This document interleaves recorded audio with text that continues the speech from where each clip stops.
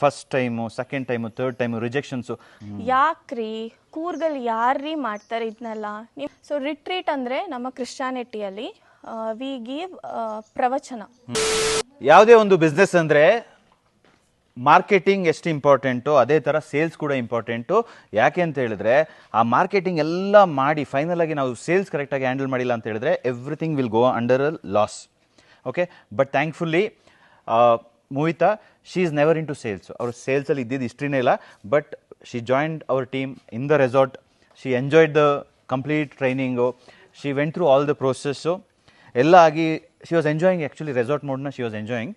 But the moment I announced retreat, she was the one who stood by me and said, whatever you take decisions, I am there with you. Don't worry ಅಂತ ಹೇಳಿ ನಿತ್ರು. And she went through a lot of chaos.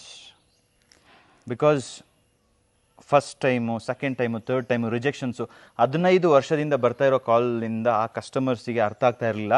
ಕೆಲವ್ರು ಕೇಳ್ತಾ ಇದ್ರು ಏನು ಉಚಿತನ ಇದು, ಏನು ಉಚಿತನ ಅಂತ. I just ask Mohita only directly. Mohita, so thank you so much.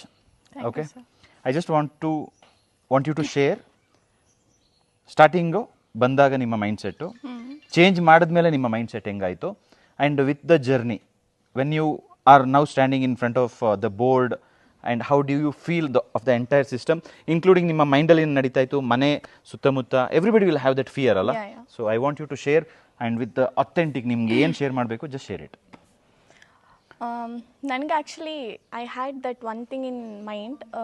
ನಾ ಹಾಸ್ಪಿಟಾಲಿಟಿ ಇಂಡಸ್ಟ್ರಿ ನಾನು ಎಕ್ಸ್ಪೀರಿಯನ್ಸ್ ಮಾಡಿದ್ದೇ ಇಲ್ಲ. When I was referred year I was just having a question, ಹೇಗಿರುತ್ತೆ ಏನಿರುತ್ತೆ ಅಂತ.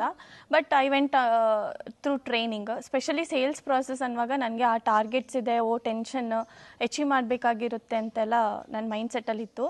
But I had very pleasant training from sir. ನನಗೆ ಹೇಗೆ guidance ಸಿಕ್ತು ಅಂದರೆ sales is actually not about targets, it's about not only numbers, it's about serving people ಅಂತ ನನಗೆ mind set fix ಮಾಡಿದರು.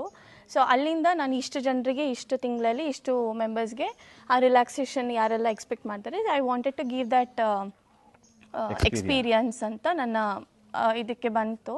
So I got that mind set. But ರೆಸಾರ್ಟಲ್ಲಿ I had 6 to 7 months ಆ experience ಆಯಿತು, ಖುಷಿ ಆಯಿತು. But after that when you told that ಇಲ್ಲ ನಮ್ಮ ಹತ್ರ we have to do something else ಅಂತ ವೆರಿ ಯೂನಿಕ್ ಒಂದು ಕಾನ್ಸೆಪ್ಟ್ ಇದೆ ಅಂತ ಹೇಳುವಾಗ, ಸೊ ರಿಟ್ರೀಟ್ ಕಾನ್ಸೆಪ್ಟ್ ಅಂತ ಹೇಳಿದರು. ಸೊ ರಿಟ್ರೀಟ್ ಅಂದರೆ ನಮ್ಮ ಕ್ರಿಶ್ಚಾನಿಟಿಯಲ್ಲಿ ವಿ ಗಿವ್ ಪ್ರವಚನ.